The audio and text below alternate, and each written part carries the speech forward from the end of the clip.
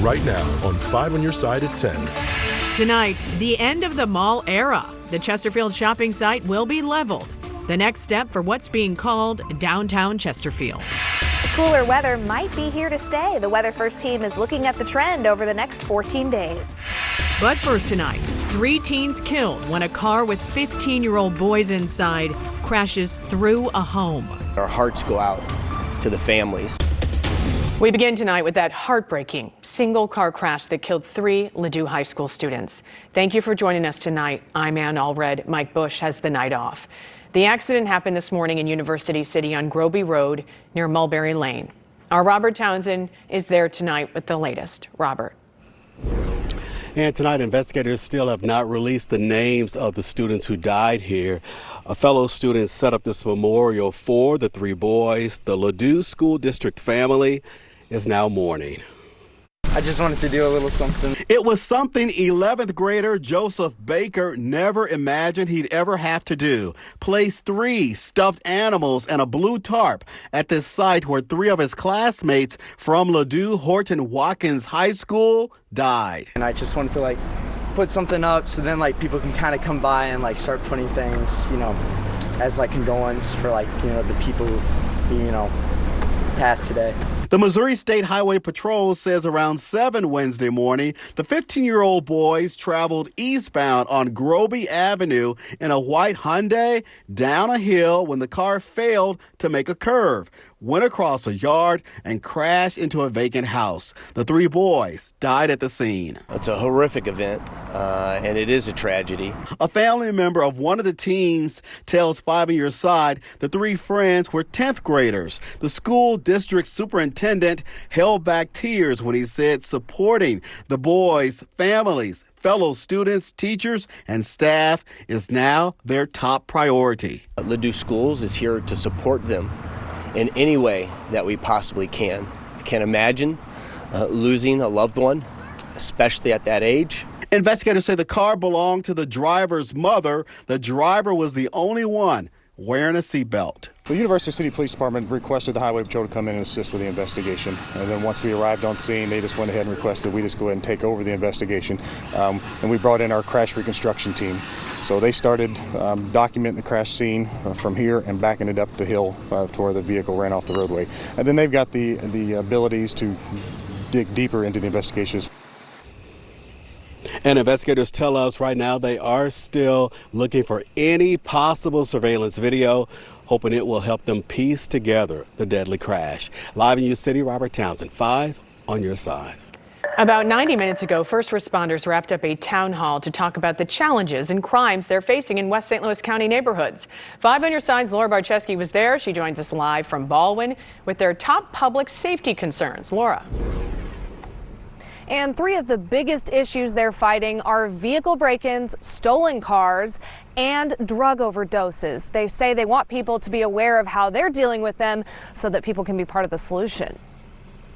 St. Louis County Police say in West County, property thefts from vehicles are down 36%. Thefts of car parts, specifically catalytic converters, are down 61%, and the number of stolen vehicles is down by 25%, all compared to last year. But that doesn't mean they want people to let their guards down. The fact that our efforts are out there and it's publicized that there's cameras, that these enforcement efforts are happening, we try to get that out in the media. That's part of prevention too, that if these individuals come out this way, we're looking for you, and we're gonna stop you, and we're gonna make the effort to arrest you. Manchester Police Chief Scott Wills says they continue to push a campaign called Lock It or Lose It, urging people to lock their vehicles because of the behavior they're seeing from thieves. The bad guys will walk down the street and they will just try doors.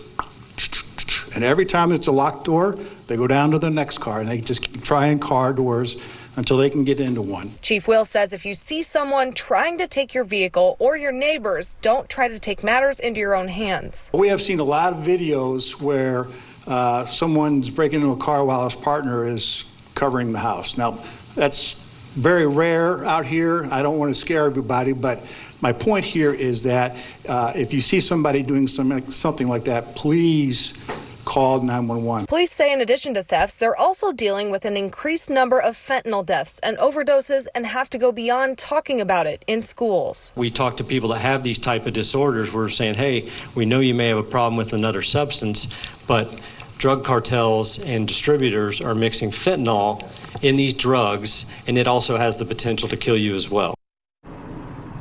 Police chiefs in the West County area want people to get involved with their local police departments and reach out to them. They're also doing some more programs for kids who are interested in jobs in law enforcement. Reporting live in Baldwin, Laura Barcheski, 5 on your side.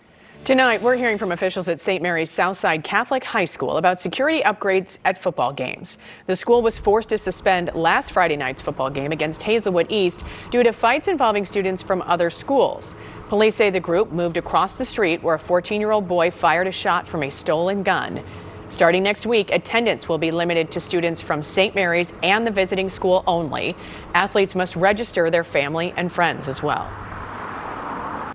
It is a bit disappointing and discouraging. Hopefully sometime that can change and we can move back to it. But right now, safety is our #1 priority. More security officers are being added. They will wand spectators at the gate. Students are banned from bringing in any bags. Adults can bring a clear bag that will be searched.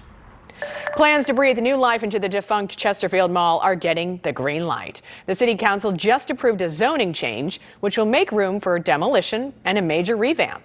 New tonight, Brent Solomon caught up with the mayor about what's next. If you've been to the Chesterfield Mall lately, you know it's only a shell of its former glory. No more Macy's or JCPenney. No more date night at the movies. For years, our residents, the #1 question, what are you going to do with Chesterfield Mall? Since the mall is private property, Mayor Bob Nation tells me there was little the city could do, except for change how the property is zoned, moving it from commercial to a mixed-use space, allowing for retail, offices, and more than 2,000 apartment units. Tuesday, City Council did just that. Getting to this point wasn't a slam dunk. There were some concerns and challenges along the way. Dillard's filed suit against the city, concerned about tax incentives for developers. The company asked the courts to make sure the store is not impacted by eminent domain. And then there were neighbors. Our two big concerns were density and mix of uses. We're also, of course, concerned about the traffic impact. So Citizens for Developing Downtown, also known as Preserve Chesterfield, worked with the developer and city leaders. They limited the number of housing. They limited the height of the buildings, reduced that from what would have been 300 feet down to 200 feet. Residential properties developed around a 3.5-acre park, and it's stipulated on the ground floor of those residents will be retail. We came to a resolution and we're thrilled to have reached a conclusion that we felt like we could support. Demolition of the mall site, except for Dillard's, is expected to begin late next year. Brent Solomon, 5 on your side.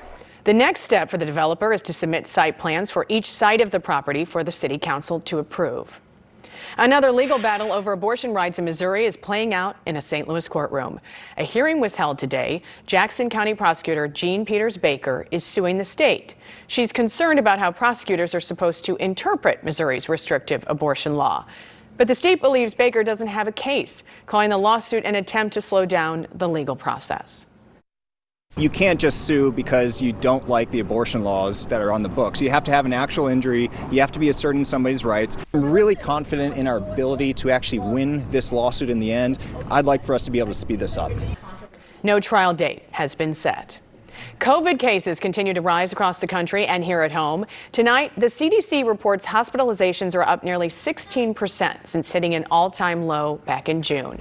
St. Louis County health officials say around 150 new cases are reported to them every day, and they believe that number of actual cases is much, much higher since most people don't report their at-home positive test results.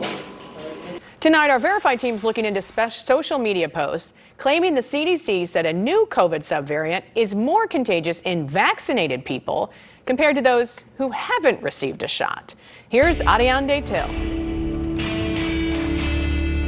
COVID-19 hospitalizations have been on the rise in the U.S. over the last few weeks. The World Health Organization and the CDC say they're closely monitoring a new, highly transmissible subvariant of COVID-19 in the United States called BA.286, nicknamed Pyrola. People on social media are speculating why this subvariant requires extra attention, including claims that the CDC said this new subvariant is more contagious in vaccinated people than it is in unvaccinated people. But is that true? Let's verify. Our sources are the Centers for Disease Control and Prevention and Moderna. In the CDC's August 23rd risk assessment for BA.286, the agency said the subvariant may be more capable of causing infection in people who have previously had COVID-19 or who have received COVID-19 vaccines. But what they didn't say is that the new subvariant is more contagious in vaccinated people than it is in unvaccinated people. The CDC didn't even compare the subvariant's transmissibility between vaccinated and unvaccinated people. In the August 23rd risk assessment, the CDC explained that it was comparing BA.286's transmissibility to that of other strains. So we can verify, no, the CDC did not say the new subvariant of COVID-19 is more contagious in vaccinated people than in unvaccinated people.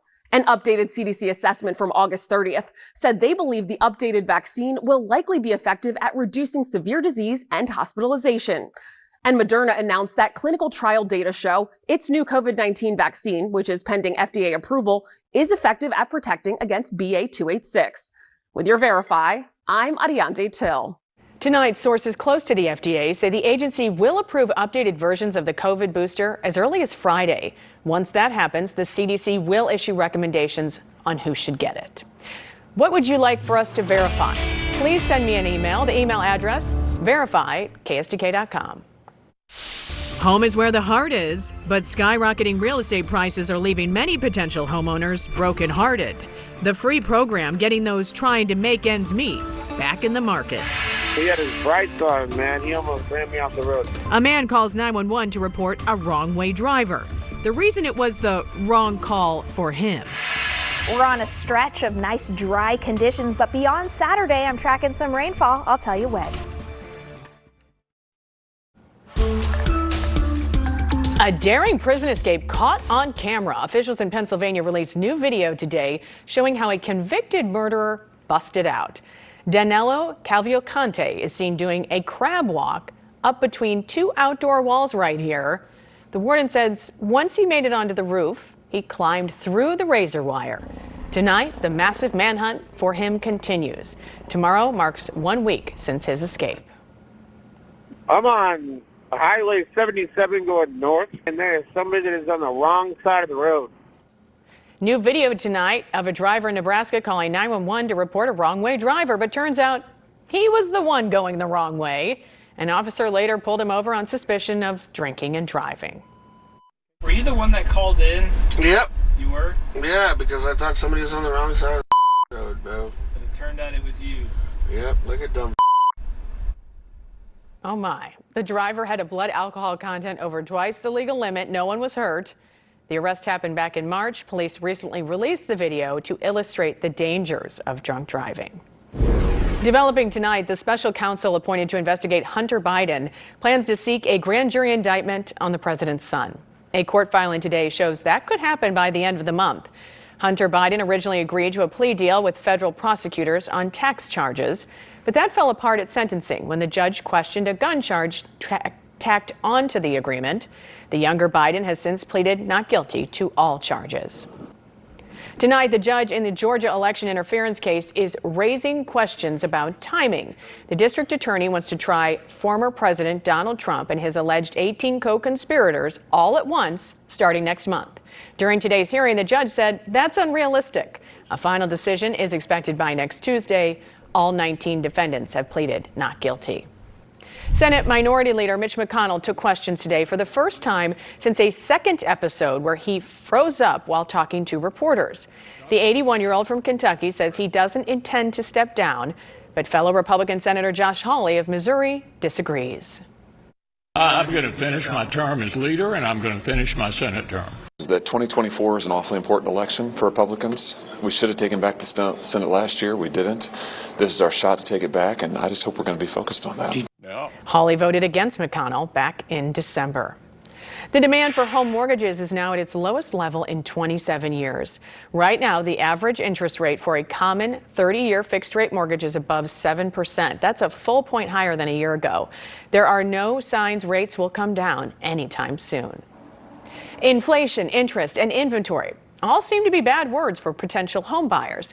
But there is one group trying to help get people home buyer ready so they can strike when the tide turns. Michelle Lee shares how they get people home ready in tonight's Making Ends Meet. It's tough for most people to buy a house right now, and the reasons are simple. Two things: affordability and lack of housing. While the reasons seem straightforward, the solutions are not. That's where Habitat for Humanity of St. Charles County is stepping in. When you think of Habitat for Humanity of St. Charles County, you might think of actual walls, right? There is a home ownership program that a lot of people know about, but there's also a home ownership readiness program, and that's so important as affordability becomes an issue for a lot more people. It's important now because the definition of affordability just isn't what it used to be. Let's take a look at the numbers. In 2020, the average mortgage in St. Charles County was about $280,000.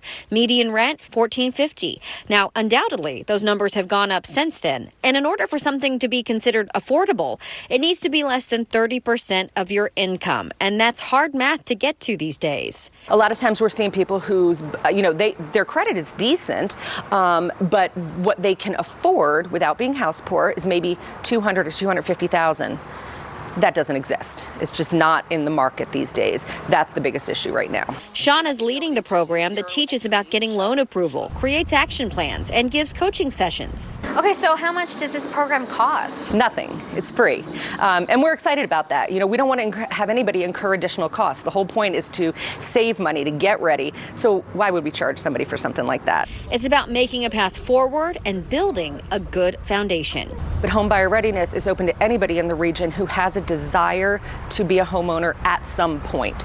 Does not mean you want to purchase in the year. It doesn't mean you want to purchase in 2 years. There's no time limit on it. The goal of the program is to provide you resources to improve your situation now so that when the time is right for you and your family, you're ready to purchase that home. For Making Ends Meet, Michelle Lee, 5 on your side. Workshops start September 11th and are in the evening. You can join in person in St. Peter's, or you can also join online. For more details, text the word HOME to 314-425-5355. We'll send you a link. The Canadian wildfires are still causing issues here in the United States. The smoke is causing hazy skies and poor air quality in Kansas City. Smoky conditions are expected to persist into tomorrow, and officials are warning Chiefs fans about a possible breathing hazard for tomorrow night's NFL kickoff game against the Detroit Lions. It's a game you can watch right here on 5 on your side. Tracy Henson joins us with our Weather First forecast. Great to have you, Tracy. And you are filling in for Scott Connell tonight. He has the night off, and you're talking about some fall weather coming up. Yes, and it looks like fall weather that this time is going to last. None of this nonsense of having it a few days and then it going away. We have at least a very nice stretch of it. So today we reached 82 degrees, which is close to that average high. Close enough, we'll say. 84 degree is average for right now. And then 73 was our low, which is quite a bit warmer than our average low. But starting tonight, we're looking more like our average low. And thank goodness it was not 102. I think we would have had a lot of cranky people out there because we've just had enough of those temperatures over 100, and low was 48.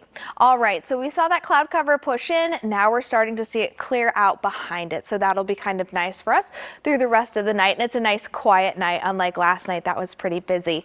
We are looking out at the Gateway Arch right now. It is a little cloudy, but it's not too bad out there. Allergies have certainly improved through the day today. Grasses and weeds are moderate. Mold spores are still high though, and that's something I expect to continue right along into winter. Winter will help us out a little bit. Very dry air. We aren't going to have that rain and that moisture as much, so that'll help. Upper 60s in St. Charles, 68 for Warrenton, 70 in Chesterfield, 72 for Scott Air Force Base. We've pretty much all evened out. If you were with us earlier, you saw that, Salem, Flora, Mount Vernon, we're all about 10 degrees warmer than everyone else, but nighttime and cloud cover has brought us all just about the same. For tonight, really into early tomorrow morning, we're going to drop down to 62 degrees. Winds will be out of the northwest northwest at 5 to 10 miles per hour. Tomorrow, we're looking at temperatures in the low 80s, very comfortable, nice and sunny.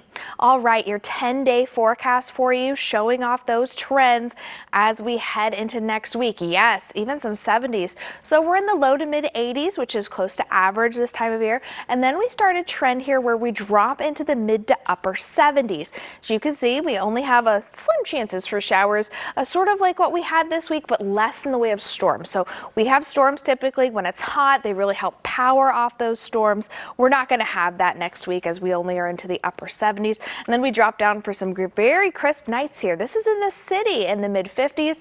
So I expect some of my outlying areas, you don't even have to go too far to probably be in the 40s.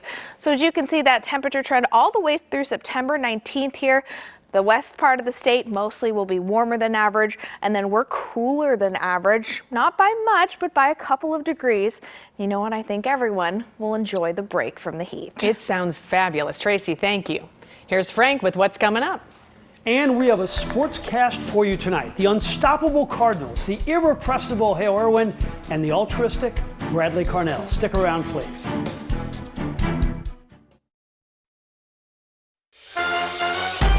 The Sports Desk is sponsored by Jim Butler Chevrolet, the Midwest's #1 Chevy dealer 10 years running.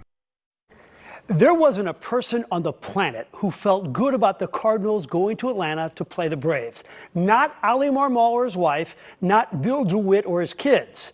But in this brutal season, there's suddenly a ray of hope. Charlie Daniels once sang, "The devil went down to Georgia." This week, the future of the Cardinals went there. Spencer Strider leads baseball in strikeouts. You think Paul Goldschmidt cares? Cards led it 2-0 in the first inning. Sixth inning, Mason Wynn hits his first major league home run. The Cardinals led it 7-2. But the really cool item is his best friend, Jordan Walker, came out of the dugout to greet him. And that is our future right there, ladies and gentlemen. Wilson Contreras hit his 17th home run of the 7th, and Nolan Gorman hit his 27th in the 8th, a 3-run shot. He has 76 RBIs. Cardinals roll again, 11-6. So, let me tell you how good this Ascension Charity Classic is going to be. Friday, 10:10 a.m., the first group off hole number 1, Ernie Els, Retief Goosen, and David Toms. That's 2 Hall of Famers, 7 combined major championships, and 1 defending champion of this tournament. That is awesome. I asked Monique if I could have the weekend off of our marriage. She agreed a little too quickly. Now, how about this scene on the range today? Hale Irwin, and exactly 10 feet away is Bernhard Langer, who just broke Hale's all-time record for wins on the Champions Tour with 46. The proud St. Louisan is now 78 and still strikes the ball well. He'll play in the celebrity event. And I asked the 3-time U.S. Open champion if he thought when he was playing football at Colorado, if he expected to have a Hall of Fame golf career. I don't think the word expect is really appropriate. I think we can all hope to be. I think you can, down in your heart, you say, I really want to be that. But there's a long journey between that and getting there. And honestly, I still think there are things I still need to achieve, that I want to achieve. And it may not be playing the game of golf. It may be helping through the game of golf some other kids trying to achieve their dreams. This 5 on Your Side St. Louis City SC coverage is sponsored by Together Credit Union. The only thing City SC is doing better than winning games is the way they're giving back to the St. Louis community. Come on, AC. They're partnering with Schnucks to fight hunger. They're organizing the first City Park food drive on September 20th. Soccer fans are being asked to drop off non-perishable food items before watching City play LAFC. And Coach, what about the game Saturday with LA Galaxy, a team you tied with in the last game? Yeah, the Galaxy's a tough nut to crack. They're in good form at the moment. They have some good players. They're gelling at the right time, and they're making a push now.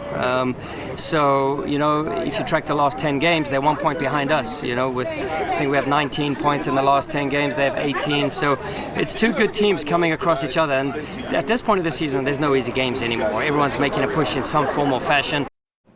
And that will do it in sports, Ann. Thank you, Frank. The NFL season kicks off tomorrow night in the Show Me State, and a Missouri artist is nailing it for some die-hard Chiefs fans. There's a new entry into the pumpkin spice wars, but this one won't warm you up. Wendy's is adding the popular fall flavor to the Frosty.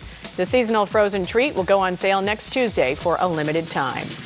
The Kansas City Chiefs will kick off the new NFL season tomorrow night. Even if it's a close game, some diehard fans won't be biting their nails. That's because they pay good money to get them painstakingly painted in designs celebrating Chiefs Kingdom. Pretty impressive. You can watch the Chiefs take on the Detroit Lions tomorrow night right here on 5 on Your Side. Kickoff is at 7:20. Coverage begins at 6 o'clock. And you can catch tomorrow night's 6 p.m. news on our streaming app 5+, which is free on Roku, Apple, and Fire TV. Thank you so much for joining us for 5 on Your Side at 10. The Tonight Show starring Jimmy Fallon is next. Start your day with Today in St. Louis beginning at 4 a.m. Have a great tomorrow.